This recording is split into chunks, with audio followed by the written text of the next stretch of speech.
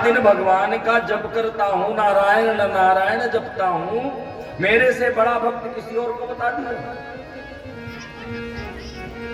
भगवान ने कहा हाँ नारद जी, मेरा सबसे बड़ा भक्त, सबसे ज्यादा नाम स्मरण करने वाला भक्त मेरा वही है। हम नारद जी से तो रहा नहीं गया, प्रणाम किया और नारद जी चल गए, गोपालपुर गांव में पहुंच गए।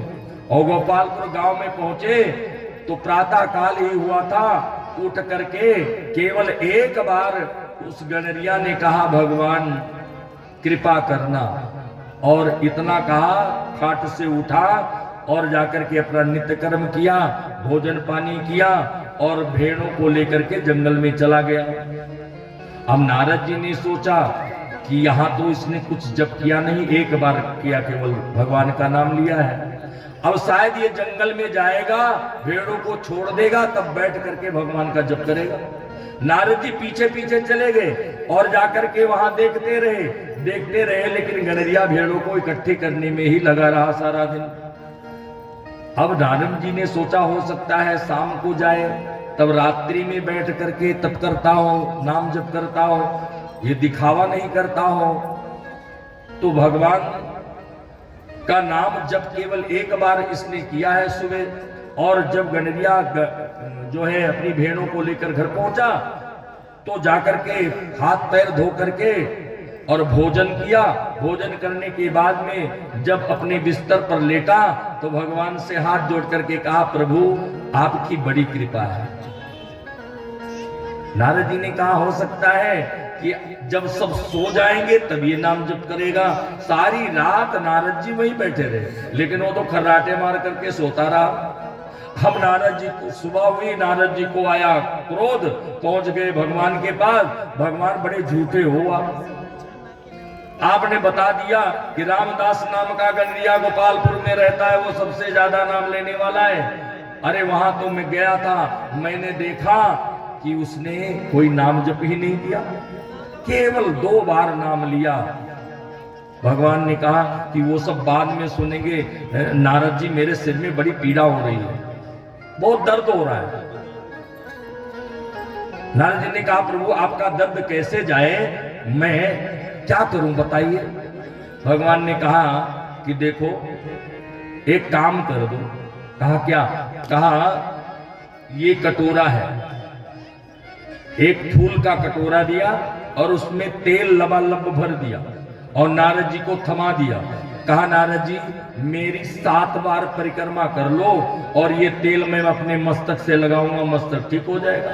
नारद जी ने तेल लिया और जब चलने लगे भगवान कृष्ण ने कहा नारद जी ध्यान रहे, अगर तेल का एक बूंद भी पृथ्वी पर गिर गया तो मेरा मरना तय।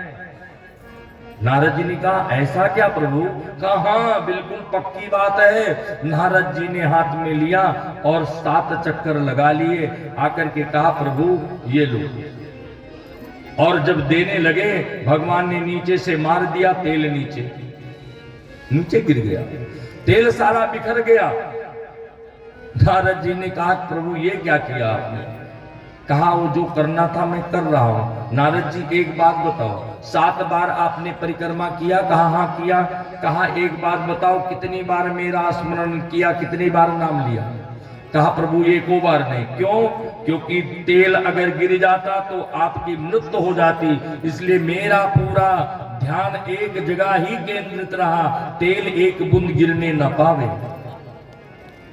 भगवान ने कहा एक बात बताओ, गृहस्थ आश्रम कैसा होता है? गोस्वामी जी कहते हैं ना, गृह कारण नाना जंजाला। गृह कार्य में इतने कार्य होते हैं और फिर भी उस गृहस्थी ने 2 बार मेरा नाम लिया। आपके पास कौन सा काम है? आप सारा दिन जप करते हो तो कौन सा एहसान करते हो? आपका तो यही काम है। गृहस्थ आश्रम में रह करके अगर उसने 2 बार नाम लिया तो श्रेष्ठ हुआ कि नहीं हुआ?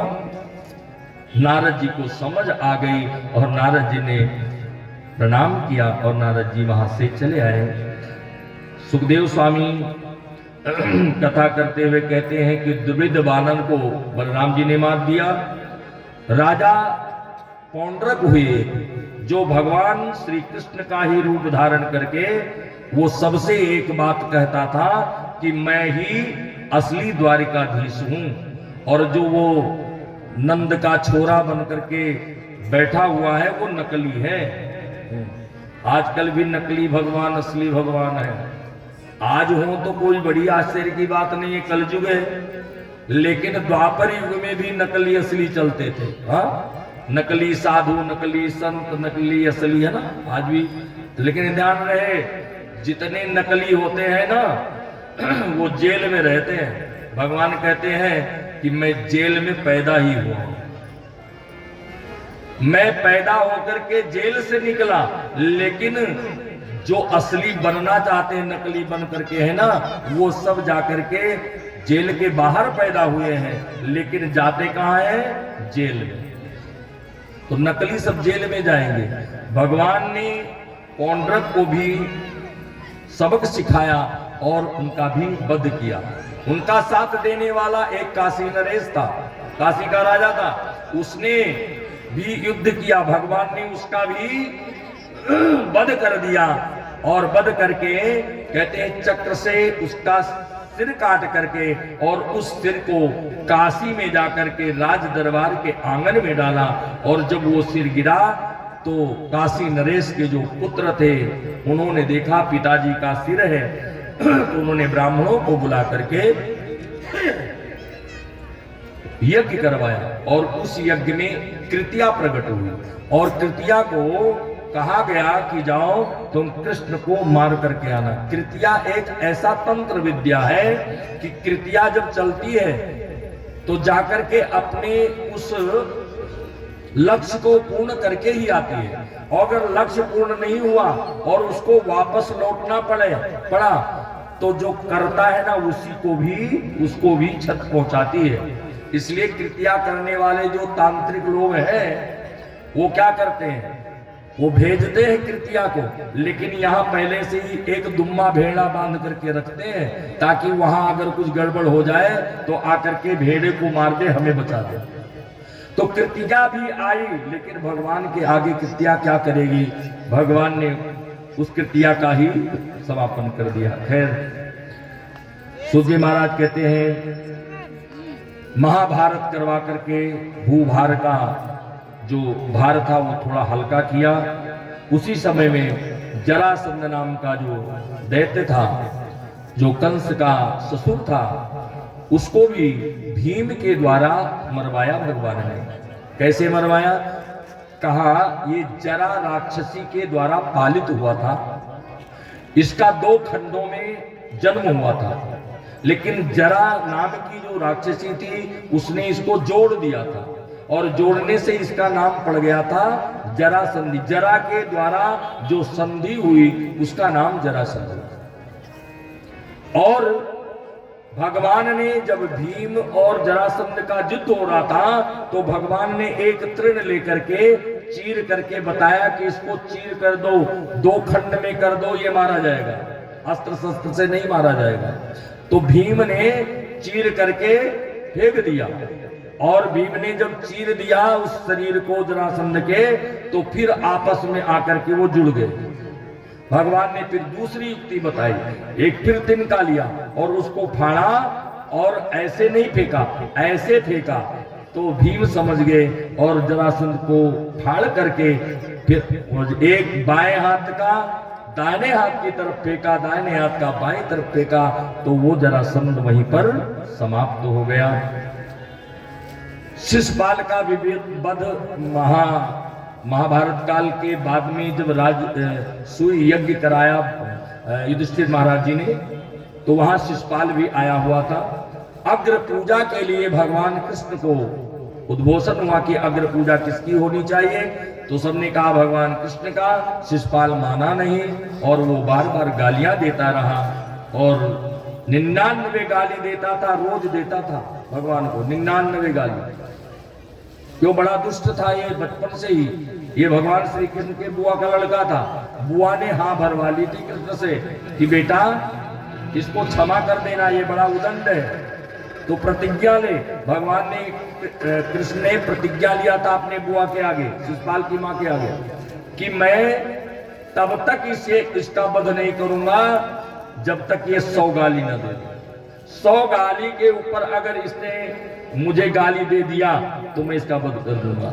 रोज 99 गाली देता था रोज, क्योंकि वो जानता था 99 पे मारेंगे नहीं, और 99 पूरा होता था तो चुप हो जाता था। बड़ा चालाक था। लेकिन जब अग्र पूजा की बात आई तो शिशुपाल ने बहुत गाली दिया भगवान श्री कृष्ण को। इतनी गालियां दिया कि भूल गया 99 कब पूरा हो गया, 100 कब पूरा हुआ, और 100 के आगे 101 हुआ। भगवान ने चक्र सुदर्शन निकल गया। चक्र सुदर्शन ने शिशुपाल का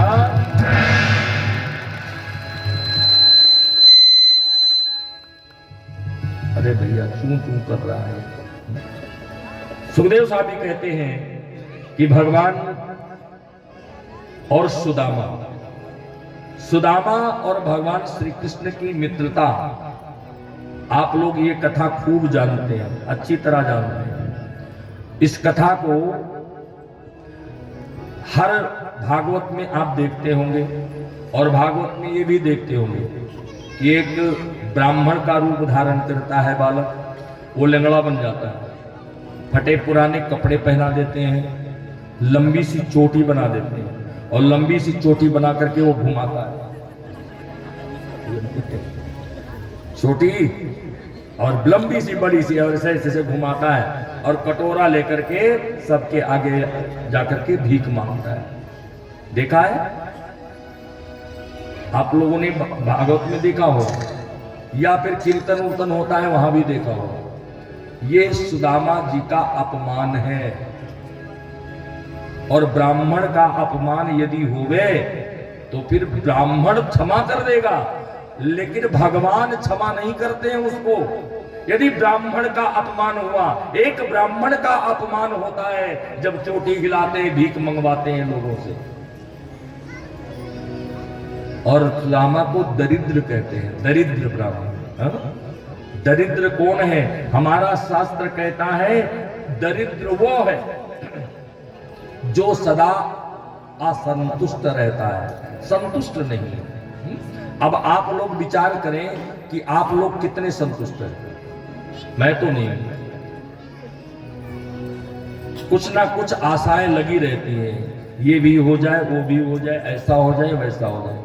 जिसके अंदर संतुष्टता आ जाए वह दरिद्र, हाँ, जो संतुष्ट है वो दरिद्र नहीं है, और जो असंतुष्ट है, मुझे ये भी चाहिए, वो भी चाहिए, ऐसा हो जाए, वैसा हो जाए, वह दरिद्र है।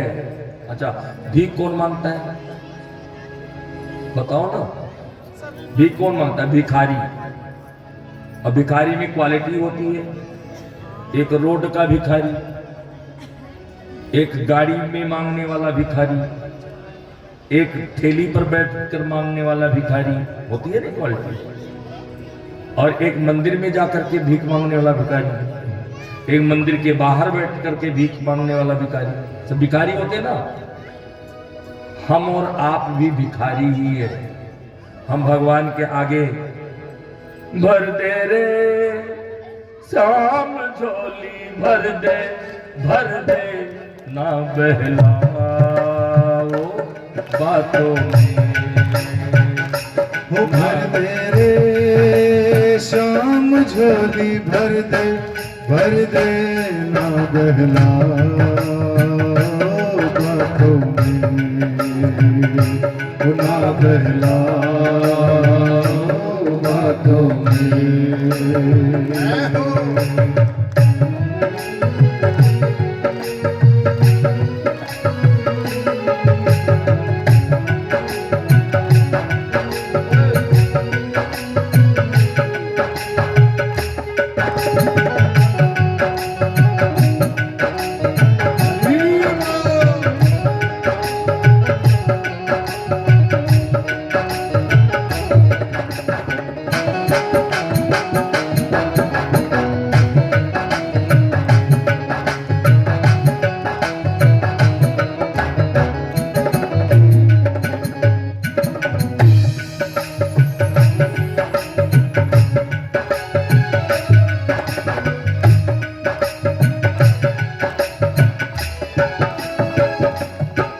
नादान है अनजान है, नादान है अनजान है। श्याम तू ही मेरा भगवान है, श्याम तू ही मेरा भगवान है। तुझे चाहूं तुझे पाऊं, तुझे चाहूं तुझे पाऊं, मेरे दिल का यही अरमान है, मेरे दिल का यही अरमान है। पढ़ ले रे श्याम दिल की, पढ़ ले सब लिखा है, सब लिखा है। वो भर दे रे श्याम झोली, भर दे ना बहला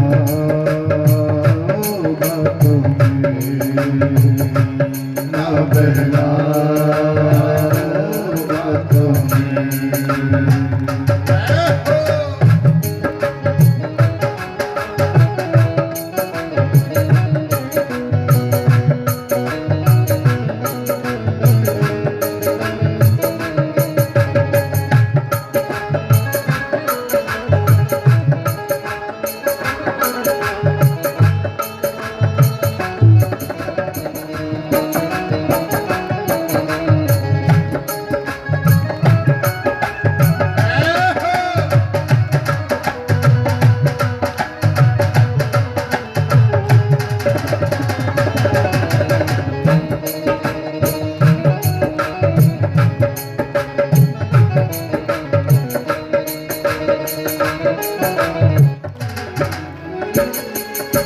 दिन बीते बीती रातें, दिन बीते दिन रातें, अपनी कितनी हुई रे मुलाकातें, अपनी कितनी हुई रे मुलाकातें। तुझे जाना पहचाना, तुझे जाना पहचाना, तेरे झूठे हुए रे सारे वादे, तेरे झूठे हुए रे सारे वादे।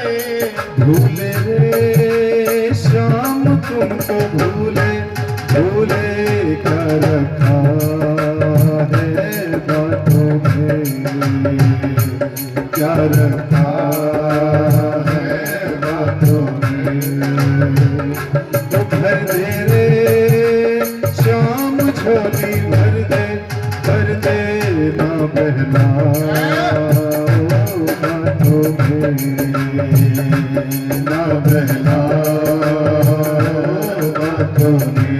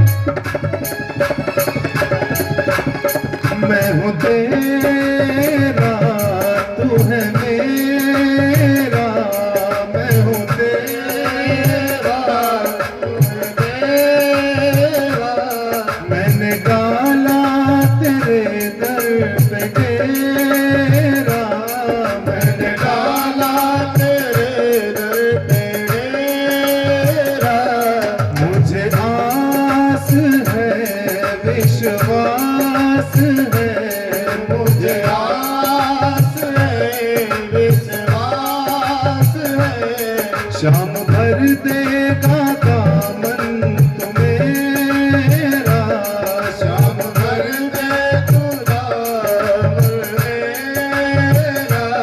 झूमे रे श्याम नंदो झूमे, झूमे झूमे तेरी बाहों में, झूमे तेरे बाहों में। भर दे रे श्याम झोली भर दे ना बहला हाथों में, ना बहला हाथों में, ना बहला हाथों में, ना बहला हाथों में।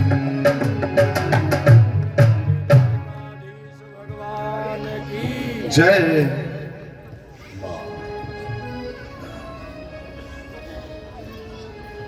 भगवान जिसकी झोली भर दे, फिर किसी के सामने झोली फैलाने की जरूरत नहीं रहती।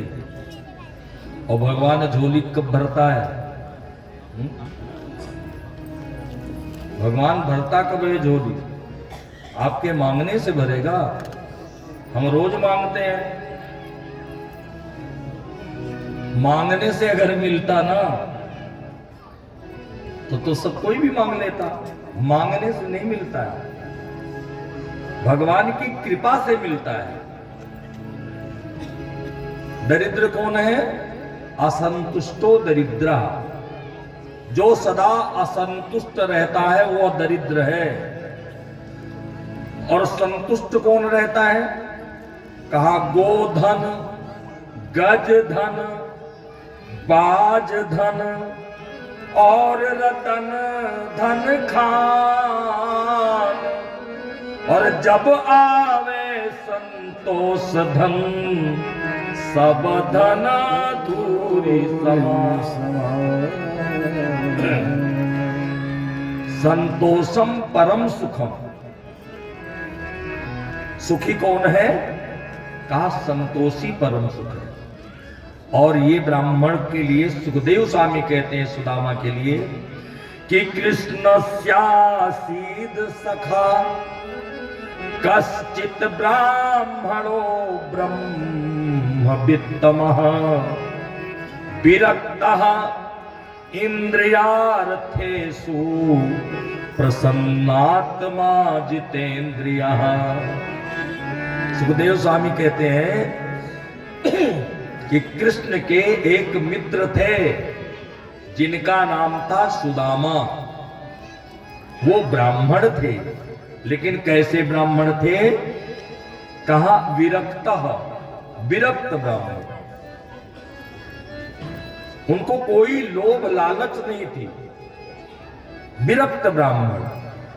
इंद्रियार्थेषु, जो इंद्री को जरूरत है, जैसे पेट में भूख लगती है तो अन्न तो डालना ही पड़ेगा, लेकिन अन्न डालने के लिए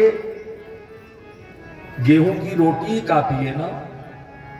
सोने की रोटी बनवा करके उसमें हीरे जड़वा करके कोई खाता है क्या? खाता है? नहीं खाता है।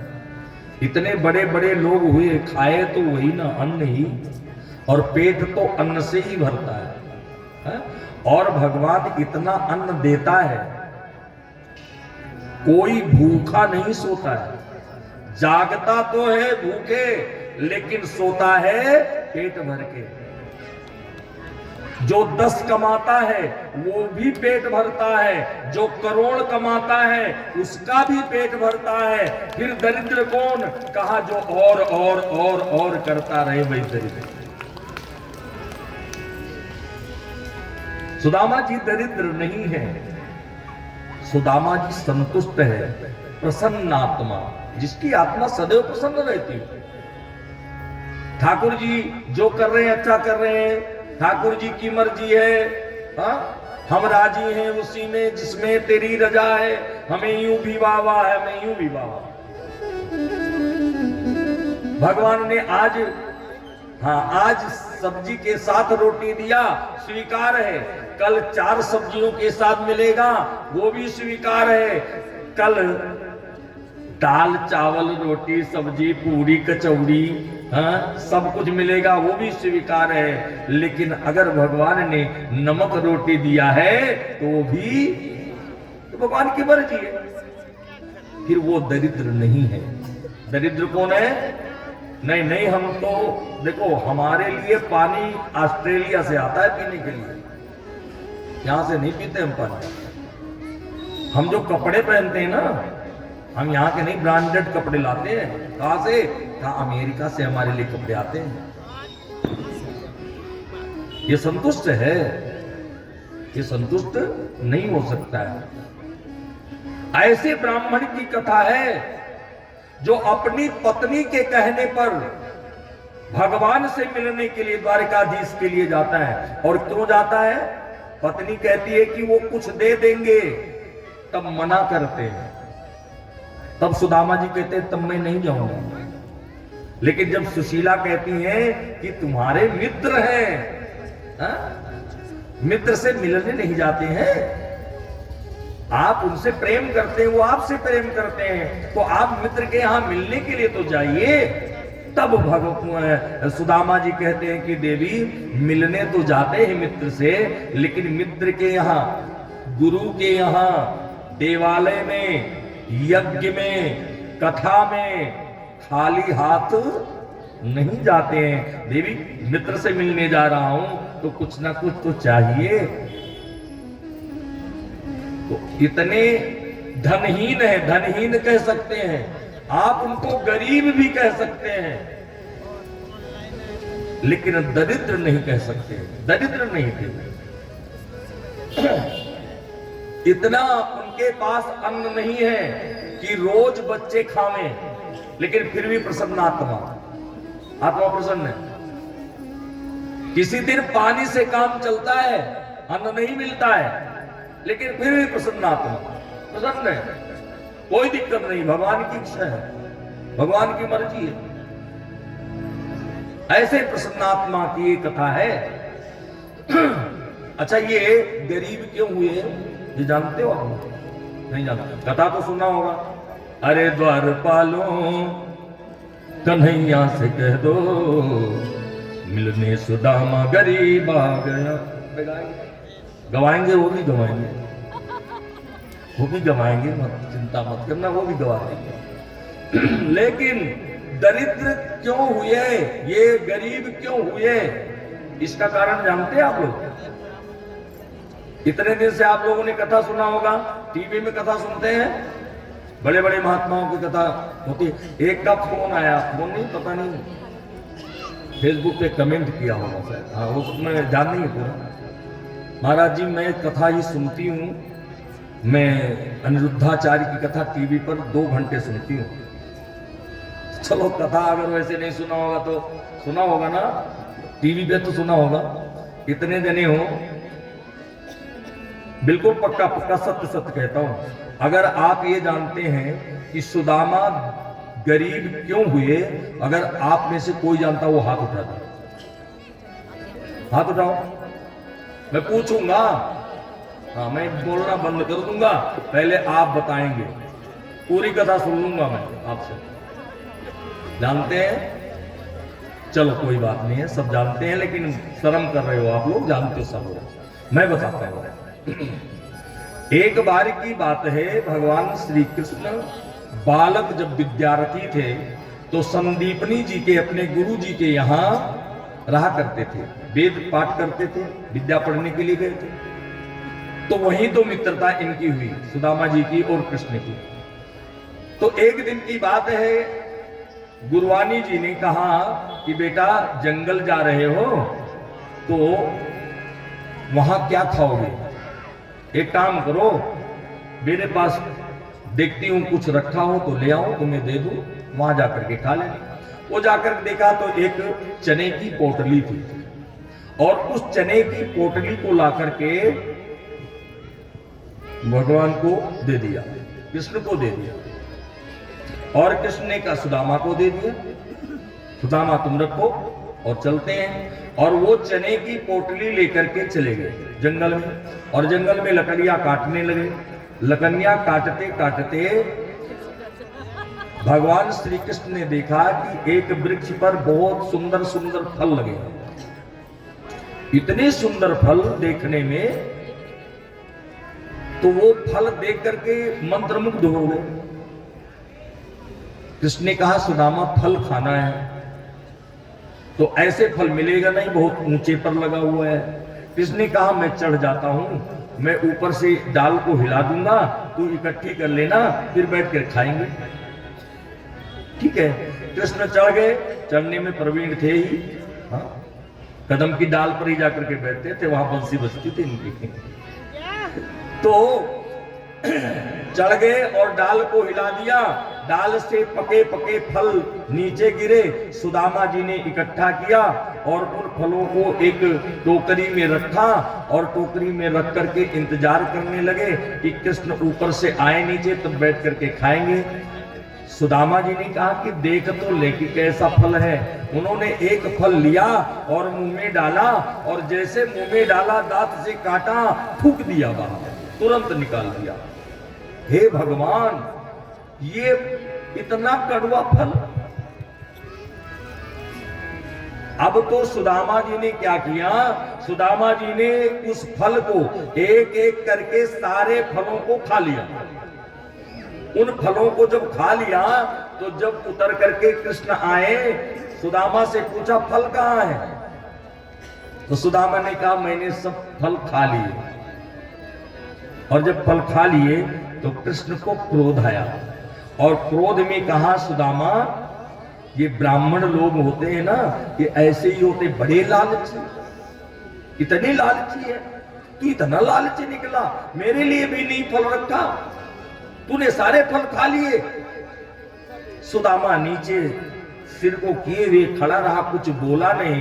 कन्हैया ने देखा कि एक फल वहां पड़ा हुआ था, उस फल को ले जा पकड़ करके उसको उठाया, और उठा करके जब खाया तो वो भी थूक दिया तुरंत, इतना कड़वा फल था। और तब भगवान श्री कृष्ण को इतना प्रेम उमड़ा सुदामा के प्रति कि वो जाकर के सुदामा को गले से लगा लिया। कृष्ण जी सारी बात समझ गए कि सुदामा ने ऐसे फल नहीं खाए, क्योंकि सुदामा ये जानते हैं कि कन्हैया ऊपर चढ़ करके गया, श्रम किया है। अगर श्रम किया है, अगर मैं इसको फल को, अगर फल श्रम किया है, अगर मैं इसको फेंक देता हूं तो उसके श्रम का अवहेलना होगा कि मैं इतना मेहनत करके पेड़ पे चढ़ा और फल को तूने फेंक दिया। इसलिए उसके श्रम को रखने के लिए सुदामा जी सारा फल खा गए, और मेरा ये कन्हैया कड़वा कड़वा फल खाएगा, इसलिए मैं ही खा लेता हूं, सारा फल खा लिया। लेकिन भगवान श्री कृष्ण सारी बात समझ गए, हृदय से लगा लिया। कुछ समय के बाद में सांझ हो गई, लकड़ी का गट्ठर बांध लिया, तब तक भूख फिर से लग गई। तो क्या हुआ कि उन्होंने, भगवान श्री कृष्ण ने कहा सुदामा, जब हम चले थे तो गुरु जी की माता जी ने दिया था, कुछ दिया था खाने के लिए, वो कहाँ है? सुदामा ने कहा कि वो तो सारा मैंने खा लिया। वो क्या था? कहा वो भुनी हुई चने थे, उन चनों को खा गया। कृष्ण ने कहा तू चने को खा गया, और फिर इतना डांट लगाई, इतना डांट लगाया कि सुदामा रोने लगे, और रोने के अलावा उनके पास और कोई उत्तर था ही नहीं। कारण ये था कि एक दिन की बात है, एक गांव में एक बुढ़िया रहती थी। वो बुढ़िया इतना गरीब थी, भिक्षाटन करती थी, भिक्षा मांगती थी, और भिक्षा में जो उसको प्राप्त होता था वो ला करके बना करके ठाकुर जी को भोग लगाती और फिर पाती थी। एक दिन भिक्षाटन के लिए गई, कुछ नहीं मिला, वापस आ गई, पानी पिया और सो गई। दूसरे दिन भिक्षाटन के लिए गई तो उसको थोड़े से भुने हुए चने मिले, और वो चना लेकर के आई। रात हो गई थी, रात हो गई तो उसने कहा कि कोई बात नहीं है, जैसे कल पानी पी करके काम चल गया था, ऐसे आज भी पानी पी करके काम चला लिया जाएगा। अब ये चने कल जो है ठाकुर जी को स्नान करा करके फिर भोग लगाओगे। वो चने जाकर के एक मटकी में रख दिया, और मटकी में जब रख दिया और पानी पी करके बुढ़िया माता सो गई, तब तक चोर आ गए और चोरों ने घर की तलाशी लिया, और तलाशी लेने में कुछ था तो है नहीं उसके पास। उन्होंने देखा कि मटकी में कुछ गठड़ी पड़ी हुई है, उस गठड़ी को सोना चांदी या सर्फी समझ करके उन चोरों ने गठड़ी को उठा लिया, और जब उठा करके भागने लगे तो बुढ़िया माता की आंख खुल गई, और जब आंख खुल गई तो वो चिल्लाने लगी, दौड़ गई उनके पीछे। चोर भागे और भागते भागते बुढ़िया पीछे पीछे। चोरों ने घबरा करके कि दिन होने वाला, सूर्य उदय होने वाला है, उस चने की पोटली को संदीपनी जी के आश्रम में फेंक दिया, और वो चने की पोटली संदीपनी जी के आश्रम में पड़ा, और वही चने का जो पोटली थी वही गुरु जी ने उनको खाने के लिए दिया था। बुढ़िया माता लौट गई और घर जाकर के ठाकुर जी के सामने आंसू बहाते हुए बुढ़िया माता ने कहा कि हे भगवान, जिस भी ने जो भी मेरा वो चना खाएगा वो दरिद्र हो जाए, आपकी शपथ है भगवान, उसको दरिद्र कर देना, लक्ष्मी विहीन कर देना। क्योंकि बुढ़िया का चना था, वही एक सहारा था। ठाकुर जी आपका मैं भोग नहीं लगा पाई, मुझे क्रोध आ गया, क्षमा कर देना। भगवान ने कहा अब तेरी बात तो सत्य होगी ही होगी। और जब वो चना खोला खाने के लिए, सुदामा जी ने कि कन्हैया को बुलाऊं, और देखा चना तो वो कैसे ब्राह्मण है, कहा जितेंद्रिया, जिन्होंने इंद्रियों को भी जीत रखा है, विरक्ता, विरक्त है, जो महावित्तमा ब्रह्मवित्तमा है, सब कुछ जानने वाले हैं, और जान करके वो चने देख करके सब कुछ जान गए। और सुदामा जी ने कहा कि यदि ये चना मेरा कन्हैया खा लेगा तो सारा संसार लक्ष्मी विहीन हो जाएगा, क्योंकि संसार का पति कन्हैया है। इसलिए मैं गरीब हो जाऊं, मेरे यहां से लक्ष्मी जी चली जावे तो मैं अकेला गरीब होऊंगा। यदि कन्हैया ने खा लिया तो पूरा संसार लक्ष्मी विहीन हो जा, दरिद्र हो जाएगा। इसलिए सुदामा जी ने अपने मित्र को दरिद्र ना हो, इसलिए वो चने सारे खा लिए थे, इसलिए गरीब हो गए। कौन गरीब हो गए? सुदामा जी, क्योंकि वो चना सारा खा लिया था। इस प्रकार से ये ब्राह्मण इसलिए गरीब हुए, और वही ब्राह्मण अपनी पत्नी के कहने से पहुंच गए द्वारिका, और कह दिया अरे द्वारपालो,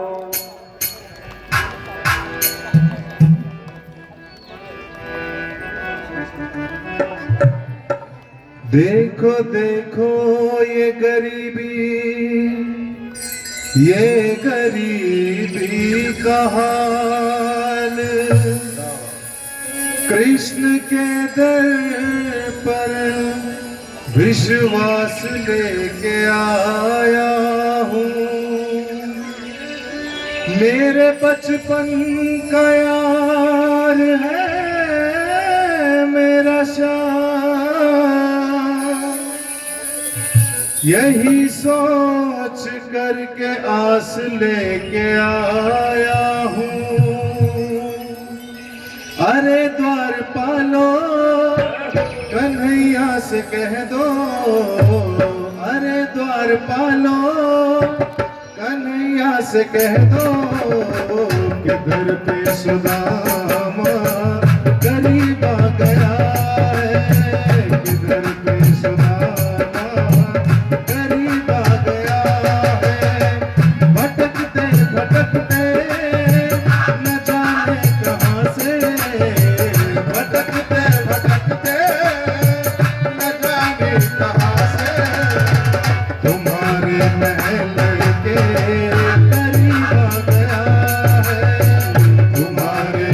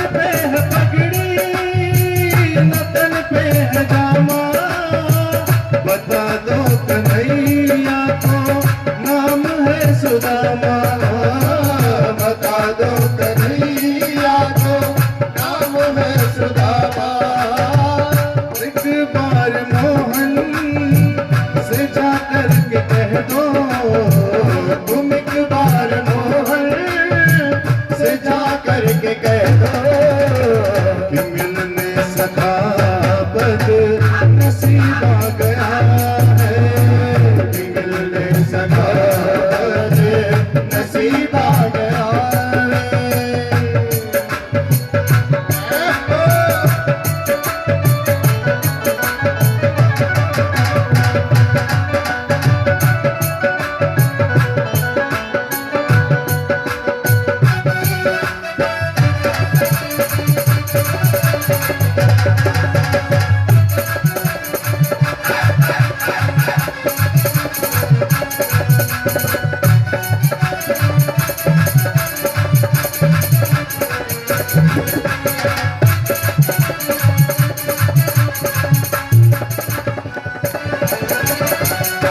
सुनते ही दौड़े चले आए मोहन लगाया गले से सुदामा को मोहन लगाया गले से सुदामा को मोहन लगाया गले से सुदामा को मोहन सुनते ही दौड़े चले आए मोहन लगाया गले से सुदामा को मोहन सुनते ही दौड़े चले आए मोहन लगाया गले से सुदामा को मोहन लगाया गले से सुदामा को मोहन हुआ रुक्मणी को बहुत ही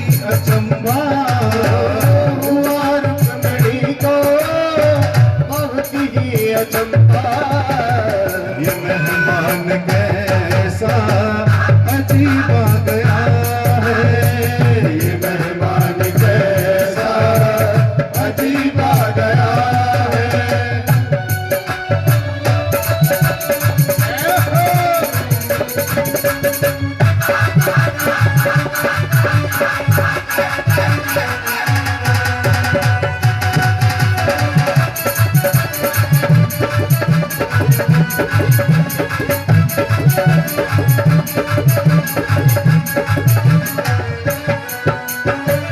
बराबर पे अपने सुदामा बिठाए चरण आंसुओं से श्याम ने धुलाए हो चरण आंसुओं से श्याम ने धुलाए हो चरण आंसुओं से श्याम ने धुलाए बराबर पे अपने सुदामा बैठाए चरण आंसुओं से श्याम ने धुलाए बराबर पे अपने सुदामा बैठाए चरण आंसुओं से श्याम ने धुलाए हो चरण आंसुओं से श्याम ने धुलाए न घबराओ प्यारे जरा तुम सुदामा न घबराओ प्यारे जरा तुम सुदामा खुशी का समा तेरे करीब आ गया है खुशी का समा तेरे करीब आ गया हाँ खुशी का समा तेरे करीब आ गया है खुशी का समा तेरे करीब आ गया है खुशी का समा तेरे करीब आ गया है बोले द्वारकाधीश भगवान की जय सुदामा जी भगवान के समक्ष आ गए। भगवान ने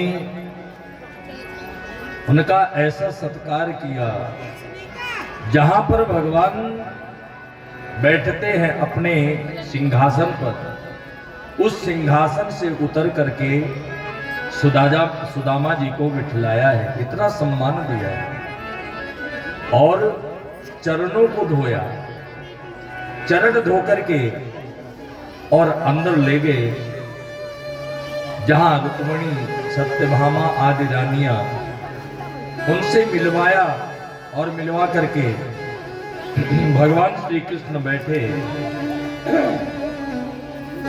सबसे प्रणाम करवाया। ध्यान देना, जब भगवान श्री कृष्ण की रानियां एक एक करके आने लगी, कहा देखो ये तुम्हारी भाभी है। कहा भाभी है? कहा कौन सी भाभी? कहा ये रुक्मिणी भाभी है। कहा अच्छा, तूने शादी भी कर लिया? कहा हाँ शादी कर लिया। अच्छा एक बात बताओ सुदामा, आपकी शादी वादी हो गई क्या? सुदामा जी ने कहा हाँ भैया शादी हो गई। ये तेरी भाभी ने ही तो भेजा है, और तेरी भाभी ने भेजा है। जब ऐसा कहा तो भगवान श्री कृष्ण कहते हैं कि तूने शादी कर लिया और मुझे बुलाया भी नहीं। शादी किया, अपने मित्र को याद नहीं किया, बुलाया नहीं। सुदामा जी कुछ बोल ना सके। उन्होंने अपनी स्थिति परिस्थिति को समझ करके भगवान द्वारिकाधीश के सामने मौन रहे। लेकिन जब भगवान श्री कृष्ण अपनी रानियों को बुला बुला करके सुदामा जी के चरणों में प्रणाम कराते हैं और सुदामा जी आशीर्वाद देने लगे, तो सुदामा जी ने पूछ लिया, अरे द्वारिकाधीश, अरे कन्हैया, ये तो बता कि तूने शादी कर लिया? कहा ये तेरी बड़ी भाभी है, रुक्मिणी नाम है इसका। अच्छा, आशीर्वाद दिया, पुत्रवती भव, सौभाग्यवती भव। अब तो सत्यभामा जी आ गई, उनको भी आशीर्वाद दिया। फिर जामुनती आ गई, उनको भी आशीर्वाद दिया। पहले मंत्र पढ़ करके आशीर्वाद दिया, लेकिन जब 3-4 हो गई तो मंत्र पढ़ना बंद कर दिया। मंत्र पढ़ना बंद कर दिया, केवल हाथ से सिर पर हाथ रख करके आशीर्वाद देना शुरू किया। और सिर पर हाथ देते देते इतनी रानियां निकल गई कि हाथ दर्द होने लगा। सुदामा जी ने कहा कि भैया एक बात बताइए, तेरी है सारी क्या? कृष्ण ने कहा हाँ सुदामा, ये सारी तेरी भाभियां हैं। कहा अच्छा, तू मेरे से पूछ रहा था, कह रहा था मैंने तो एक शादी किया, तुझे नहीं बुलाया, तो आज तू मुझे कह रहा है कि तूने बुलाया नहीं, और तूने इतनी शादी किया, तूने बुलाया मुझे? द्वारिकाधीश ने कहा भैया एक बात बताऊं, मेरी स्थिति परिस्थिति ही ऐसी थी, क्योंकि बुलाया तो बारातियों को जाता है, बारात मेरी कहीं गई नहीं तो मैं बुलाता कैसे? खैर जब लाइन लग गई और पहले मंत्र से आशीर्वाद दिया सुदामा जी ने, हाँ, सौभाग्य देहि में सौभाग्यमारोग्यम देहि में परमं सुखम रूपम देहि जयम देहि यशो देहि दुसो देहि, मंत्र बोल करके आशीर्वाद दिया। मंत्र बोलते बोलते जब थक गए तब हाथ उठा करके सिर पर हाथ रख रख करके आशीर्वाद देने लगे। हाँ, तब सिर हिलाने लगे, जय हो करने लगे। उसके बाद में जब जय जय करके थक गए तब मौन व्रत धारण कर लिया। अब कितना आशीर्वाद देना, ऐसे भी ऐसे करवाया गया,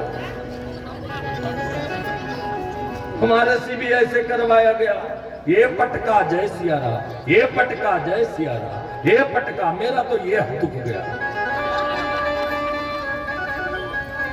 जो आवे वो पटका, पटका देते देते सुदामा जी का भी यही हाल हुआ, दुख गया। सुदामा जी जब भगवान श्री कृष्ण रुक्मिणी के साथ, सत्यभामा के साथ बैठे हुए सारी बचपन की बातें कर रहे थे, बात करते करते भगवान श्री कृष्ण ने कहा, अरे भैया एक बात बता, भाभी ने कुछ नहीं दिया मेरे लिए? सुदामा जी ने उस फटे हुए कपड़े में चावल बंधा हुआ जो सुशीला जी ने 4 घरों से मांग करके इकट्ठा किया था, वो पोटली काख में छुपा रखी थी और वो काख में ही छुपाए रखे और मानो अनुमोदन कर रहे, नहीं नहीं कुछ नहीं दिया, क्योंकि सुदामा जी कह रहे हैं कि ये मेरी, देखो इसलिए नहीं दिया, इसलिए नहीं दिया कि जो है बताओ इतना बड़ा राजा महाराजा द्वारिकाधीश है, इसको कच्चे चावल दो खाने के लिए। और उस कच्चे चावल में सुशीला जी की सारी मनोवृत्तियां छुपी हुई थी। भगवान श्री कृष्ण ने कांख से चावल छीन लिया और चावल छीन करके देखा तो उसमें अलग अलग चावल थे। मानो सुशीला जी ऐसा संदेशा भेजती हैं कि कन्हैया मेरे घर की हालत बड़ी गंभीर है, मेरे पास अन्न खाने के लिए नहीं है, और तो और ये चावल भी एक घर से मांगे नहीं है, 4 घरों के हैं।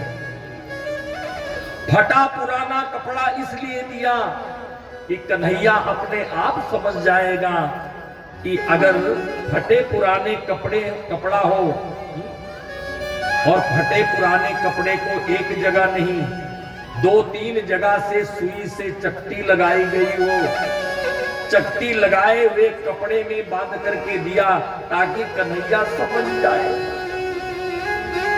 कि उस घर में वस्त्रों की बड़ी कमी है।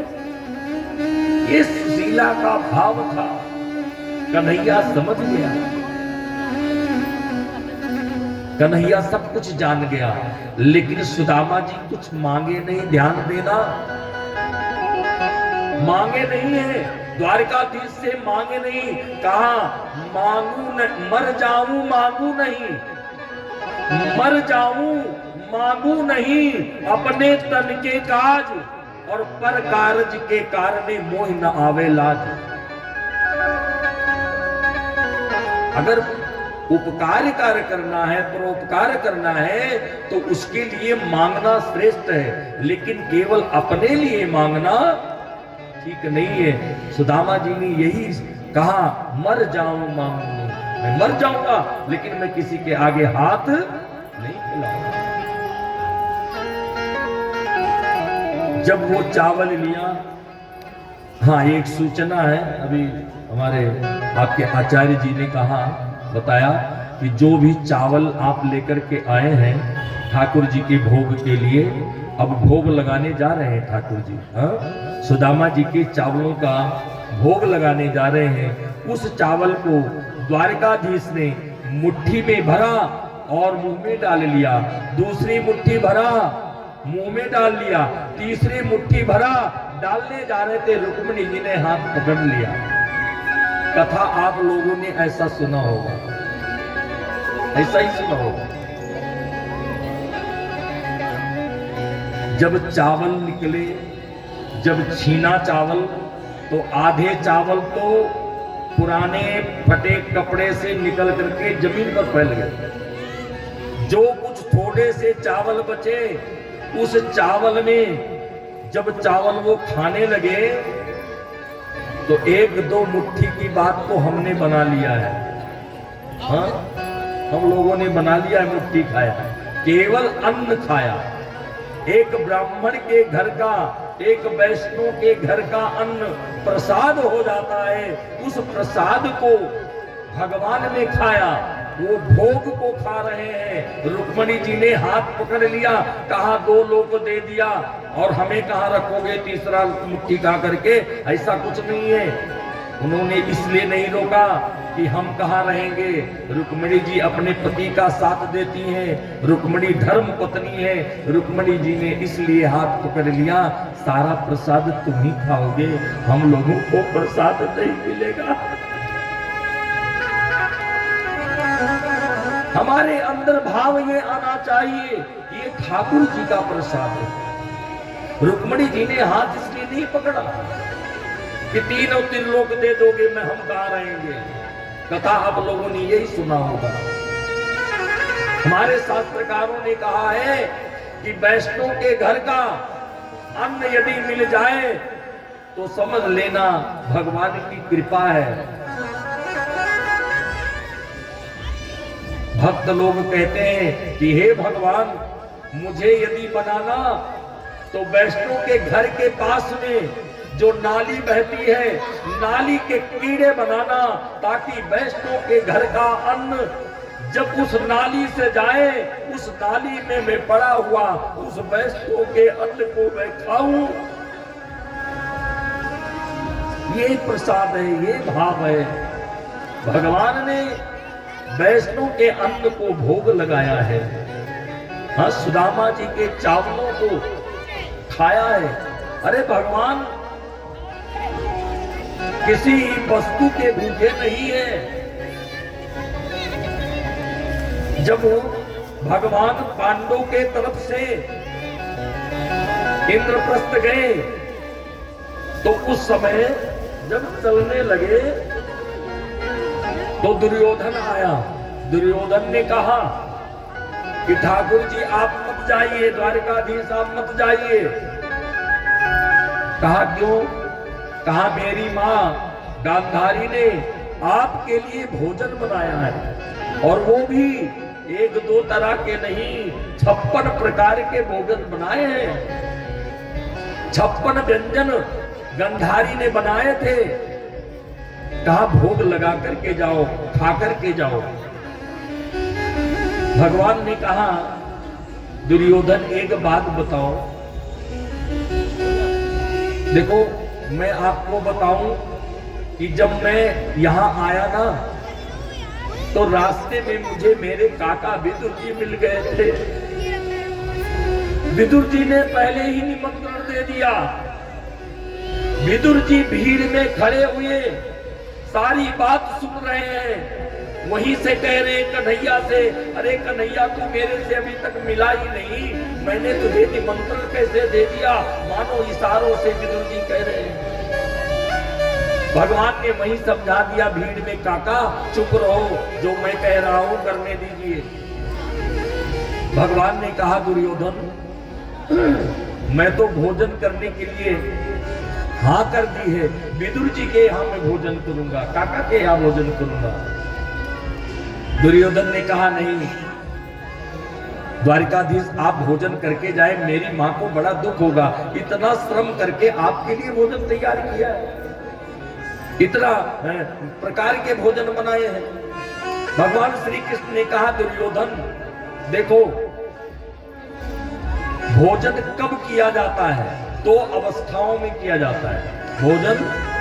2 अवस्था होती है भोजन करने की। या तो पेट में इतनी भूख लगी हो कि भोजन कर लिया जाए, भूख लगे तो भोजन करना पड़ता है। तो मेरे पेट में भूख है नहीं कि मैं तुम्हारा भोजन करूं। और दूसरी अवस्था यह है कि या तो भोजन करने वाले में इतना प्रेम हो कि वो भोजन कर ले, विवश होकर के भोजन कर ले। और वो दुर्योधन मैंने तुम्हारे अंदर नहीं देखा कि तुम्हारे अंदर इतना प्रेम है कि मैं तुम्हारे यहाँ भोजन करूं, इसलिए मैं भोजन तो विदुर जी के यहाँ करूंगा। और विदुर जी वहां से भागे जाकर विदुरानी को बताया, कन्हैया ने कहा है भोजन करेंगे। विदुरानी ने कहा घर में कुछ है नहीं। थैला दिया, पकड़ाया, कुछ पैसा दिया, जाओ बाजार से जल्दी लेकर के आओ, है कन्हैया आएगा उसके लिए मैं कुछ बनाऊंगी। हाँ, विदुर जी थैला लेकर के बाजार चले गए। और इधर भगवान द्वारिकाधीश विदुर जी के घर पर आगे दरवाजा खटखटा दिया। अरे काका, अरे काकी, दरवाजा खोलो, मैं द्वारिकाधीश तुम्हारे यहाँ आया हूँ। अब तो जाकर के दरवाजा खोला विदुरानी जी ने, और द्वारिकाधीश अंदर गए तो विदुरानी जी से कहते हैं, अरे काकी भूख बड़ी जोर की लगी है, मुझे कुछ खाने को दो। विदुरानी जी इधर उधर देखने लगी, कुछ मिला नहीं। बाग की तरफ नजर गई, वहां एक केला लगा हुआ था। केले को जाकर के काट ला करके टोकरी में रख दिया और बैठ गई। बैठ जा कन्हैया, मैं तुझे अपने हाथों से खिलाऊंगी, तुझे भूख लगी है ना? कहा काकी भूख बड़ी जोर की लगी है और विदुरानी जी ने वो केला खिलाना प्रारंभ किया और केला जब खिला रही हैं तो छिलके को छील करके भगवान के मुख में दे रही हैं, जो गूदा है वो नीचे जमीन पर फेंक रही हैं, लेकिन ठाकुर जी खाए जा रहे हैं। इसको प्रेम कहते हैं और प्रेम से ठाकुर जी का भोग लगा रहे तो ठाकुर जी दौड़े दौड़े चले आते हैं। हाँ? विदुर जी ने बुलाया था क्या? विदुर जी ने स्वयं कहा मैंने तो उनको निमंत्रण दिया नहीं तुझे कभी, और कह रहा है कि काका के ने निमंत्रण दिया है। भगवान प्रेम के भूखे हैं। हाँ? सबसे ऊंची प्रेम सगाई, सबसे ऊंची प्रेम सगाई, सबसे ऊंची प्रेम सगाई, सबसे ऊंची प्रेम सगाई। दुर्योधन के मेवा त्यागे, दुर्योधन के मेवा त्यागे, दुर्योधन के मेवा त्यागे, दुर्योधन के मेवा त्यागे। साग विदुर घर खाई, सबसे ऊंची प्रेम सगाई, सबसे ऊंची प्रेम सगाई, सबसे ऊंची प्रेम सगाई, सबसे ऊंची प्रेम सगाई। भगवान ने बड़े प्रेम से उन चावलों को खाया। सुदामा जी को भोजन आदि करा करके शयन के लिए कक्ष में ले गए भगवान, और वहां रात भर बातें करते रहे, किस्सा सुनाते रहे, तेरे ऊपर तूने कैसे कैसे कार्य किए, तुम्हारे जीवन में क्या अच्छा है क्या बुरा है। लेकिन सुदामा जी ने कुछ नहीं बताया, अपने बारे में कुछ नहीं बताया, यही कहते रहे सब कुछ भगवान की कृपा है।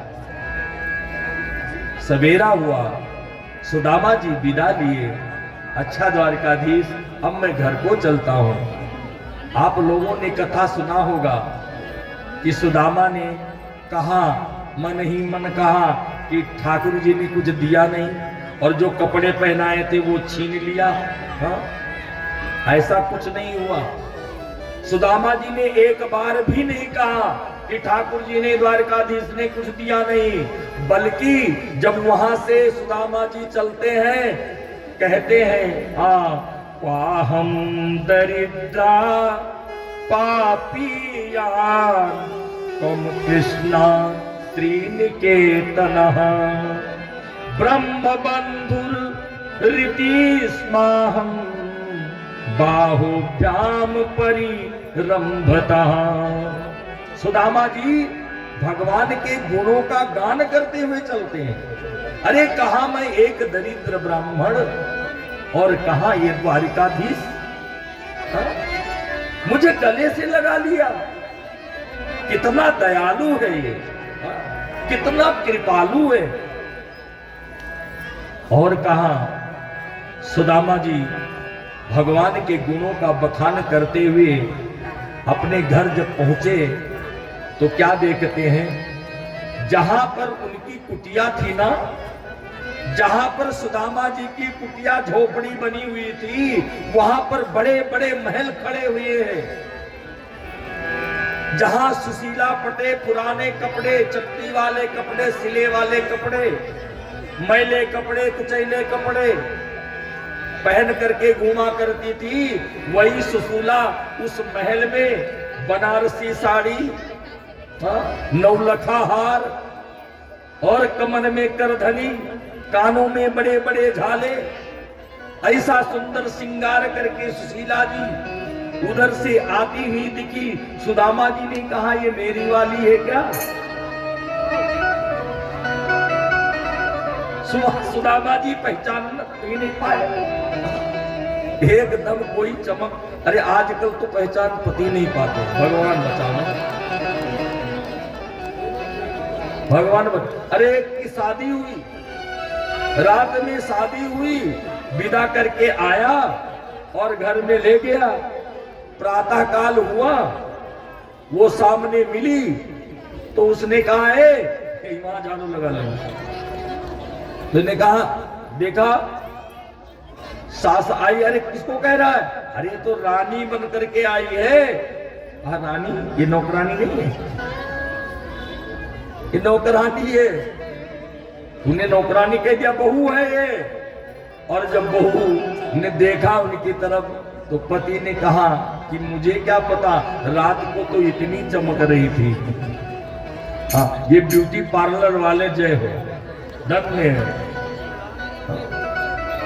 ब्यूटी पार्लर वाले धन्य है। हाँ पहचान ही न, अपने वाली को ही ना पहचान पाए। सुदामा जी अपने वाली को नहीं पहचान पाए, ये सुशीला है मेरी। लग तो रही है, मोटी ताजी तो वैसे दिख रही है, लेकिन इतना श्रृंगार और इतना बड़ा महल नहीं। नहीं, मैं कोई सपना अपना देख रहा हूं, कहीं गलती से किसी के और घर आ गया हूं। लेकिन जब उनके कुटिया के बगल में खड़ा हुआ वृक्ष, बट वृक्ष को देखा तो वो समझ गए हो ना हो ये कुटिया तो यही मेरी थी, जगह तो वही दिख रही है। और सुदामा जी देख करके डर गए। अरे यहां तो थी, यहां तो हती मोरी छोटी सी झुपड़िया, यहां तो हती मेरी छोटी सी झुपड़िया। अब कंचन महल खड़े सुदामा मंदिर देखी डरे, सुदामा मंदिर देखी डरे, सुदामा मंदिर देखी डरे, सुदामा मंदिर देखी डरे। अरे मेरी तो यहाँ झोपड़ी की इतना बड़ा महल। सुशीला दौड़ करके आई, आप आगे, आप आगे आओ, अंदर आओ, जल्दी आओ। सुदामा जी को अंदर ले गई, पलंग पे बिठाया, चरण धोए और कपड़े उपड़े, कहा जाओ स्नान स्नान करो। स्नान करके आए, नए नए वस्त्र पहनाए। कहा ये क्या कर रही हो देवी, ये सब कैसे हुआ? कहा अभी अभी तो द्वारिकाधीश यहां से गए। सुदामा जी के आंखों में आंसू आ गए और कहने लगे अरे लाला तूने ये क्या कर दिया, ये वैभव मुझे क्यों दिया? हा? देखो सुदामा जी यही कह रहे हैं, मांगे नहीं है, वैभव तूने क्यों दिया? इन वैभव के कारण मैं तुम्हें भूल जाऊंगा। हे द्वारिकाधीश तूने ये क्या किया? स्वामी कहते हैं कि सुदामा जी क्या कहते हैं, विपदो नैव विपदा, वो विपत्ति विपत्ति नहीं है, विपदो नैव विपदा, संपदो नैव संपदा, विपदा विस्मरणं विष्णु, संपद नारायण अस्मति। देखो वह विपत्ति विपत्ति नहीं है। विपत्ति क्या है? कहा संपत्ति आने से, संपत्ति आने से भगवान का विस्मरण हो जाता है, और विपत्ति आने से भगवान का स्मरण हो जाता है। हाँ? अगर हमारे ऊपर कोई दुख आवे, कष्ट आवे, तो भगवान, हे भगवान कृपा करो, हे भगवान रक्षा करो, स्मरण हो जाता है। और जब संपत्ति आती है तो विस्मरण हो जाता है, हम उन सुख सुविधाओं को भोगने लग जाते हैं। तो सुदामा जी ने क्या कहा कि तूने ये क्या किया, संपत्ति दे करके मेरे हृदय से तेरी विस्मरणता हो जाएगी। और सुंदरकांड का पाठ आप लोग करते होंगे। जब राम जी सीता जी के बारे में पूछते हैं तो हनुमान जी कहते हैं प्रभु देखो विपत्ति वो ये सब नहीं है, हमें बुखार हो गया, सिर पीड़ा हो रही है, मेरा धन नष्ट हो गया है, धन नहीं है, ये विपत्ति नहीं है।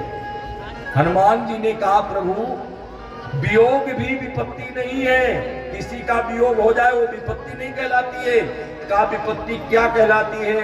कहा हनुमंत, अरे कहा हनुमंत विपत्ति प्रभु सोई, कहा हनुमंत अरे विपत्ति प्रभु सोई कि जब तब सुमिरन भजन न हो। हनुमान जी ने कहा प्रभु विपत्ति वही है जब हम भगवान का सुमिरन भजन ना करें। आप लोग तो सुमिरन भजन कर रहे हैं। इस प्रकार से सुदामा जी ने ठाकुर जी को कहा ठाकुर जी प्रकट हो गए, ठाकुर जी प्रकट हो गए, सुदामा को अपने हृदय से लगाया, कहा नहीं सुदामा ये मैंने तुझे नहीं दिया है, ये तेरे कर्म है, तेरे कर्म है, कर्म का फल मैं देता हूं। और भगवान वास्तव में कर्म का फल देते हैं। इसलिए गीता जी में कहते हैं कर्मण्येवाधिकारस्ते मा फलेषु कदाचन, कर्म करने में तेरा अधिकार है, फल देने में मेरा अधिकार है, ऐसा भगवान ने कहा है। और इसलिए सुदामा जी संतुष्ट हुए और सुखदेव स्वामी कहते हैं कि राजन भगवान श्री कृष्ण को ब्रज मंडल को छोड़े हुए पूरे 100 वर्ष हो गए। वसुदेव जी कुरुक्षेत्र में आए, वहां समयंतक पंचक क्षेत्र में सूर्य ग्रहण के पावन अवसर पर वसुदेव जी ने एक यज्ञ कराया था। वहां पर सब राजा रानी आदि सब आए, ब्रजमंडल से गोपियां आए, ब्रजवासी आए, माता कुंती आई, माता जसोदा जी आए, नंद बाबा जी आए, सारे ऋषि मुनि आए, विश्वामित्रो, अंगिरा, कृष्णो, दुर्वासा, भिंगुर, अंगिरा, कश्यपो, वामदेव, अति वशिष्ठो, नारदया, ये सारे आए। और वहां पर द्वारिकाधीश कृष्ण की पटरानियां भी आई शिविर में, सभी कन्हैया से मिली। द्रौपदी द्वारा कृष्ण पत्नियों से अनेक प्रकार के प्रश्न किए, रुक्मणी द्वारा भगवान को दूध पिलाया गया। तो कहते हैं कि भगवान के हृदय में छाले पड़ गए, और जब छाले पड़ गए तो राधा जी के पूरे शरीर में फुलके दिखाई दिए। कहा देखो मेरे हृदय में वास करने वाली श्री राधा, तुमने दूध पिला दिया इसलिए राधा जी को झलका निकल आया। श्री राधा जी आह्लादनी शक्ति भगवान की हैं, साक्षात प्रेम की सागर हैं, और गोपियां प्रेम की ध्वजा हैं। यज्ञ संपन्न कराया अर्जुन द्वारा, भगवान श्री कृष्ण की ही सगी बहन जिसका नाम सुभद्रा था, सुभद्रा का भगवान ने स्वयं हरण करवाया है, हरण करवा दिया। लीला श्री विष्णु के शोभा वर्णन आदि की कथा सुनाई है। द्वारका में भगवान कृष्ण की प्रकृति लीला का विहार का कथा सुनाया है। सिद्धेश्वर संवाद, नारद और वसुदेव का संवाद सुनाया है। संत की महिमा बताया है। राजा परीक्षित कहते हैं ये भागवत धर्म क्या है? सुखदेव स्वामी कहते हैं राजन भागवत धर्म आरंभ होता है विश्वास से, और भागवत धर्म का मध्य होता है संबंध से, और भागवत धर्म का अंत होता है समर्पण से। भगवान की शरणागति ले। 12 भागवतों के नाम बतलाए गए हैं। स्वयं नारद शंभु कुमार कपिलो मनु प्रहलादो जनको भीष्मो बलिर्व्यास किवर दया। ये 12 भागवत के नाम बतलाए हैं। माया से बचने के उपाय भगवान के नाम में है, इसलिए भगवान गोविंद के नाम में हमारा स्मरण सदा बना रहना चाहिए। हा? नाम स्मरण करते रहना चाहिए। नाम में, लीला में, धाम में, चरित्र में ये भगवान स्वयं है, ये अलग अलग नहीं है। नाम ले रहे हो तो भगवान का स्मरण और भगवान की पूजा हो रही है। हाँ, चरित्र सुन रहे हो भगवान का तो भी भगवान की सेवा कर रहे हैं। भगवान के धाम में गए हैं तो भी भगवान की सेवा है। इस प्रकार से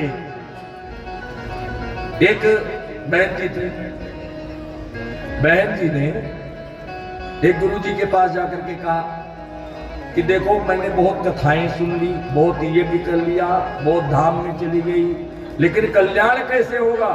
गुरु जी ने कहा एक चीज पकड़ लो, कल्याण हो जाएगा। कहा क्या?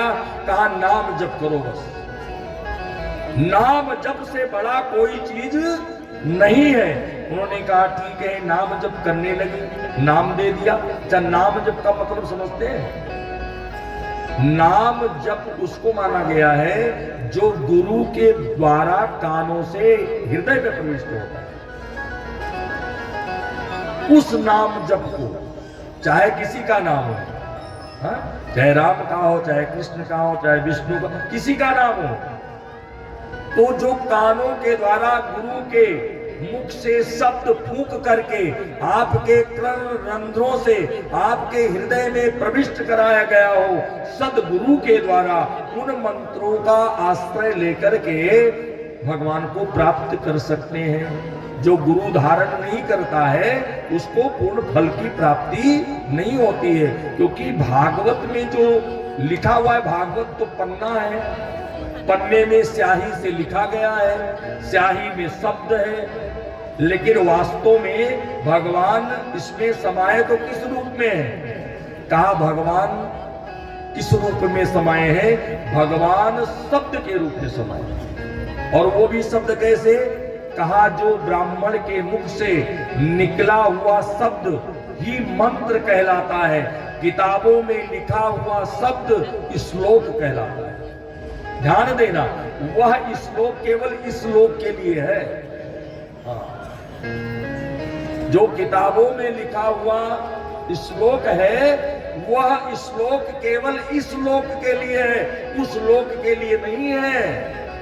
उस लोक के लिए तो गुरु के द्वारा जो शब्द निकला है वह शब्द अकाट्य है, अभेद्य है, अशोष्य है।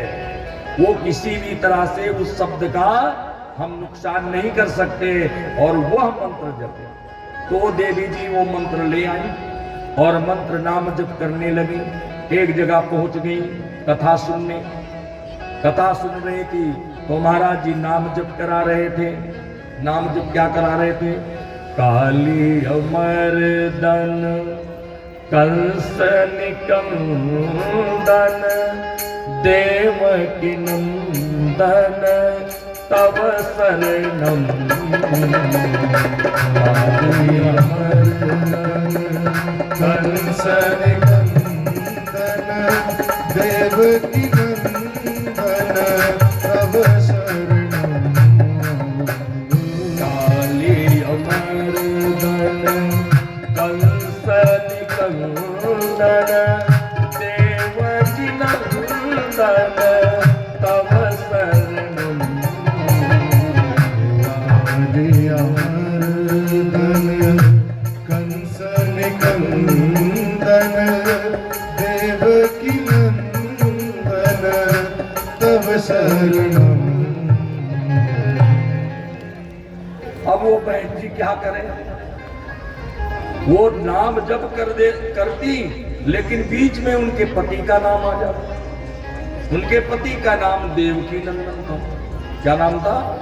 देवकी नंदन। और हमारे भारतीय सभ्यता में ऐसा है कि पति का नाम पत्नियां नहीं लेती थी, पहले नहीं लेते थे, आजकल तो नाम लेकर के ही बुलाएगी। पता नहीं क्या प्रसाद मिल जाता है, और वो भी ओए ओए इधर आ। आजकल की देवियां तो ऐसे बुलाती। पहले पत्नियां अपने पति का नाम नहीं लेती थी। शास्त्र में लिखा हुआ है पत्नी को पति का नाम नहीं लेना चाहिए। दूसरी बात, माता पिता को अपने ज्येष्ठ पुत्र का नाम लेकर के नहीं बुलाना चाहिए, ऐसा शास्त्र कहता है। अब वो बेचारी पति का नाम देवकी नंदन, तो कहने लगी कीर्तन मुझे तो करना ही करना है, अब ना करूं तो पाप ना लग जावे। तो उन्होंने क्या कहा, काली अमर दन कंस निकंदन चंपा के पापा तव शरणम नंदन कंस निकंदन चंपा के पापा तव शरणम। भाई चंपा उनकी पुत्री का नाम था, बेटी का तो नाम लिया जा सकता, पति का नाम नहीं लिया जा सकता है। तो उन्होंने बात तो वही कहा, देवकी नंदन ही कहा, लेकिन चंपा के पापा का नाम ले लिया। राजा परीक्षित कहते हैं महाराज यदुवंशी तो ब्राह्मण भक्त थे, भगवान के कृपा पात्र थे।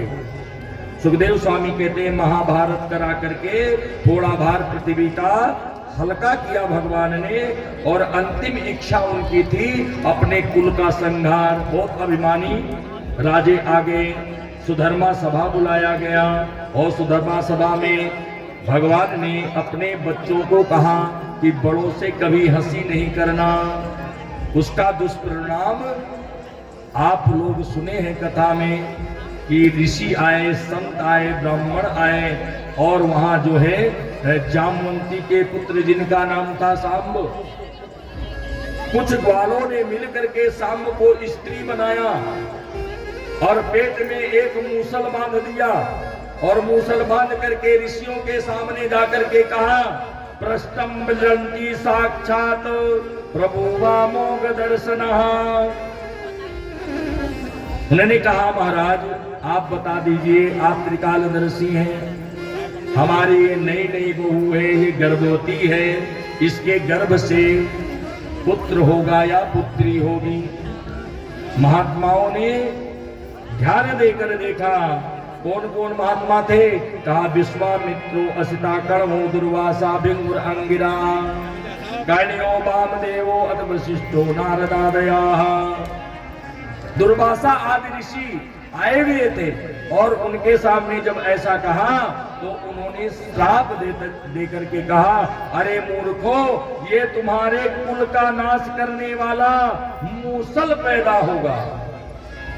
और कहते हैं कि समय आने पर मूसल निकला लोहे का, और उस लोहे को जब बताया तो कहते हैं उग्रसेन ने यदुवंशियों को बुला करके उस मूसल को घिसवा दिया, चूर्ण चूर्ण कर दिया, और उस चूर्ण को समुद्र में फेंक दिया, और समुद्र में फेंकने से उस चूर्ण का, लोहे के चूर्ण से पटेरा नाम की घास उत्पन्न हुई। पटेरा नाम की घास जो तलवार के धार जैसी थी, और तार के तलवार के जैसी होने की वजह से यदुवंशियों ने वारुणी शराब पी करके आपस में झगड़ा करने लगे, यादवों का आपस में जिद्द हो गया, और वही जो पटेरा नाम की घास थी उसी को उखाड़ उखाड़ करके एक दूसरे को मारते गए, यदुवंशी सारे मारे गए, यदुवंशी का नाश हो गया। देखिए वारुणी शराब जो होता है बहुत नुकसान कारक है, इसलिए शराब पी करके यदुवंशियों ने अपना ही नाश कर लिया। भगवान की ये मति थी, ये इच्छा था कि ये जो पापी यादव, जो अभिमानी यादव, जो ब्राह्मण और गौ को ना मानने वाले यादव हैं, इनको मरना ही होगा, पृथ्वी का भार हल्का करना ही होगा। इसलिए भगवान की मर्जी से ही हुआ सब। अच्छा, जब वो मूसल को घिसा, थोड़ा सा लोहा बचा, वो भी फेंका, एक मछली निकल गई। उस मछली से जरा नाम के व्याध ने उस लोहे को, मछली को काटा तो लोहा निकला, और उस लोहे को अपने बाण के नोक में लगा लिया। एक दिन भगवान श्री कृष्ण पैर के ऊपर पैर रख करके आराम कर रहे थे पेड़ के नीचे, और उसने जरा नाम के व्याध ने उसी बाण से मृग जान करके बाण चला दिया, और भगवान श्री कृष्ण के चरणों में जा करके वो बाण लग गया। भगवान सोधाम को पधार गए। बहेड़िया बहुत पछताया, भगवान ने क्षमा कर दिया। ये श्राप लगा था। भगवान कृष्ण को गांधारी ने श्राप दे दिया था कि हे कृष्ण, जिस प्रकार से हमारे कुल का नाश कराया है तुमने, मैं तुम्हें श्राप देती हूं कि जिस समय 13 दिन का पक्ष होगा उसमें यादवों का नाश हो जाएगा। त्रयोदशे दिने पक्षे यादवा निधनम गताः। त्रय पक्ष यानी 13 दिन का जब पक्ष होगा तो यादव सारे मारे जाएंगे। सुखदेव स्वामी कहते हैं भगवान स्वधाम को प्रधार गए, जो कुंज के ज्योति निकली, वो ज्योति कहते हैं उद्धव जी के देखते देखते उनके सामने ही भगवान की वो ज्योति भागवत जी में जाकर के समाहित हो गई। बोले भागवत भगवान की जय हो। इस प्रकार से भगवान स्वधाम को पधार गए। अब सुखदेव स्वामी कहते हैं कि यदु महाराज एवं दत्तात्रेय का संवाद है। दत्तात्रेय ने 24 गुरु बनाए थे, वो कथा आप लोग जानते हैं। अब कहूंगा तो रात्रि हो जाएगी। सुखदेव ने पूछा कि राजन, राजा परीक्षित, अब भी मृत्यु से आपको डर लग रहा है? राजा परीक्षित ने कहा, गुरुजी आपकी कृपा से मुझे कोई अब भय नहीं, क्योंकि मैं शरीर हूं ही नहीं, मैं तो आत्मा हूं। और सुखदेव स्वामी वहां से चले जाते हैं और राजा परीक्षित ध्यान में समाधिस्थ होकर के अपने प्राण वायुओं को ब्रह्मरंध्र में ले जा करके पहले ही अपने प्राणों को निकाल दिया, लेकिन तक्षक आया। तक्षक राजा परीक्षित के उस शरीर को डसा, और जैसे डसा गंगा किनारे बैठे हुए राजा परीक्षित का शरीर धू धू कर जल करके भस्म हो गया, और वो भस्म गंगा जी में गया, और गंगा जी में भस्म पड़ने से सीधा विमान आया, और राजा परीक्षित विमान में बैठे और स्वधाम को चले गए। बोलिए सुखदेव जी महाराज की जय।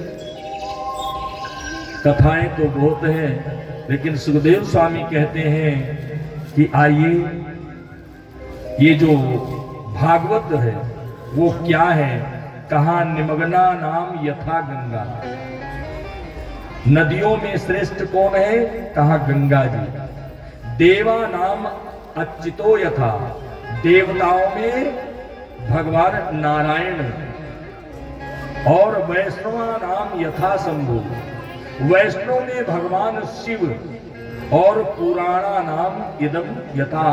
पुराणों में श्रेष्ठ भागवत को बतलाया गया।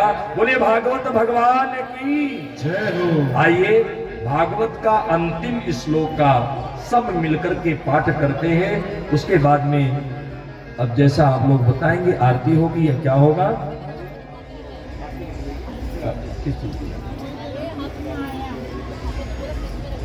अच्छा,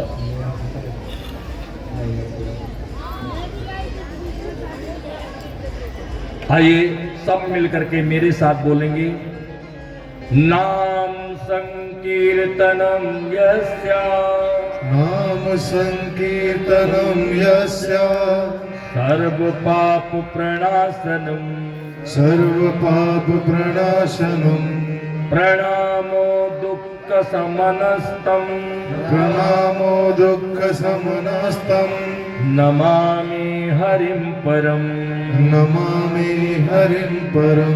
नाम संकीर्तनं यस्य नाम संकीर्तनं यस्य सर्वपाप प्रणाशनं सर्वपाप प्रणाशनं प्रणामो दुःख समनस्तं प्रणामो दुःख समनस्तं नमामि हरिं परं नमामि हरिं परं नमामि हरिं परं। नमामि हरिं परं। बोलिए द्वारिकाधीश भगवान की जय हो। भागवत भगवान की जय हो। आप लोगों ने 7 दिन तक बड़े प्रेम के साथ कथा श्रवण लाभ लिया। इसका मैं आप सभी को सर्वप्रथम मैं श्रीमद् भागवत कथा समिति को बहुत बहुत धन्यवाद देता हूं, जिन्होंने ये कथा का आयोजन कराया। उनकी भूरि भूरि प्रशंसा करता हूं और प्रशंसा के योग्य हैं, प्रशंसा के लायक है। जो प्रशंसा के लायक हो उसकी प्रशंसा की जाए तो अच्छी बात है, लेकिन जो प्रशंसा के लायक है नहीं और फिर भी प्रशंसा की जाती है तो उसको क्या कहते हैं? मक्खन लगाना और क्या कहते हैं? चमचागिरी। तो हम चमचागिरी नहीं कर पाते हैं। थोड़ा हम आप लोगों को हाथ जोड़ करके धन्यवाद करते हैं, गुलाबी बाग के सभी श्रोताओं को, जिन्होंने समय पर आकर के और बड़े प्रेम के साथ कथा श्रवण लाभ लिया है। हमारे से यदि कोई अशब्द निकल गया हो या जाने अनजाने में कोई गलती से किसी के प्रति ऐसा भाव आ जाता है कि शायद महाराज जी, व्यास जी मुझे कह रहे हैं, वो कथा प्रसंग के माध्यम से हम कह रहे होते हैं। किसी के प्रति हमारा ऐसा भाव नहीं होता है, कथा के माध्यम से कहा जाता है, उसको समझाने के लिए कहा जाता है। इसलिए हो सकता है कि कोई गलती हो गई हो, उसके लिए हमें क्षमा करना। और मैं यहाँ पर आए हुए भैया संगीतकारों को भी धन्यवाद करूंगा, इन्होंने भी मेरा बहुत साथ दिया। हमारे सुपुत्र श्री अमित द्विवेदी जी का मैं धन्यवाद करूंगा, क्योंकि इन्होंने मुझे मेरा गला खराब नहीं होने दिया। क्योंकि जब मैं भजन भी गाऊं, कथा भी करूं तो गला बैठ जाता था, लेकिन 2 कथाएं इकट्ठे थी, इसलिए वहां कथा करके सीधा मैं यहीं आया हूं। इसलिए गला मेरा बचा रहा इनकी वजह से, क्योंकि भजन में नहीं गाया यहाँ पे, क्योंकि पहले भजन भी गाता था तो गला बैठ जाता था। तो इनका धन्यवाद करता हूँ। दूसरे हमारे श्री श्री श्री श्री श्री श्री श्री मनोज कुमार शास्त्री जी के सुपुत्र श्रीमान आदित्य कुमार द्विवेदी जी का मैं धन्यवाद करता हूँ। और उस बच्चे को मैं आशीर्वाद दूँ। आ जा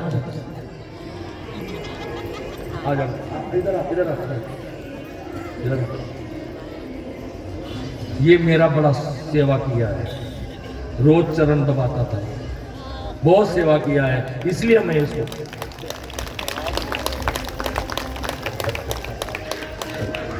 बाकी आप सब प्रशंसनीय हैं और सम्माननीय हैं, सम्मान के योग हैं।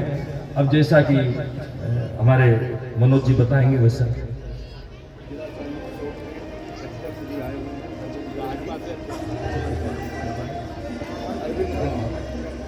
श्रीमान अरविंद गर्ग जी आए हुए हैं हमारे बीच में, जो भारतीय जनता पार्टी के प्रदेश अध्यक्ष हैं। हम उनका स्वागत करेंगे व्यासपीठ से। भगवान इनको ऐसी सद्बुद्धि दें, और क्योंकि राजनेता ही ऐसा होता है जो समाज को जोड़ सकता है और समाज को आगे बढ़ा सकता है। हम लोग तो केवल बता सकते हैं, लेकिन राजनेता लोग उसको बढ़ा सकते हैं। इनके लिए ताली जोरदार।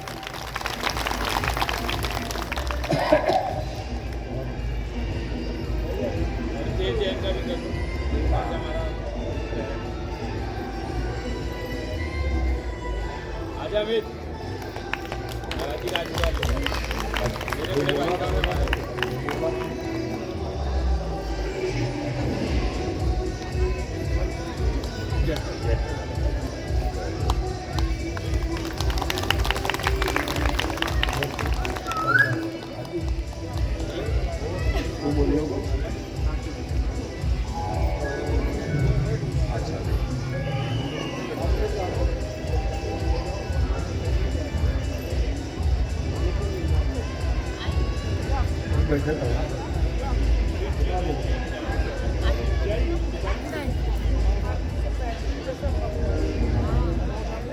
अब मुझे याद हुआ है कि कुछ झांकियां बनाई गई हैं, उन झांकियों को भी प्रस्तुत किया जाएगा। आप लोग झांकी का आनंद लें और हम व्यासपीठ से आप सभी को पुनः धन्यवाद करते हैं। और आज हमारी विदाई है, हम यहाँ से जा रहे हैं। आप लोग इतने दिन हमारे बीच में रहे, मन लगा के रखा, पर आप लोगों का याद आएगा, बहुत स्मरण होगा, क्योंकि आप लोग बड़े प्रेम से कथा श्रवण किए हैं। इसलिए हमारे बस इतना ही संग था,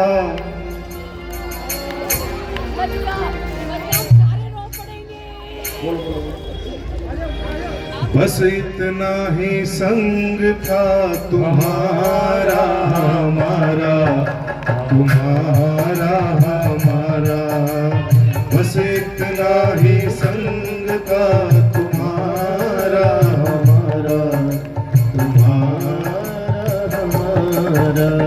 जाओ भक्तों खुश रहना, जाओ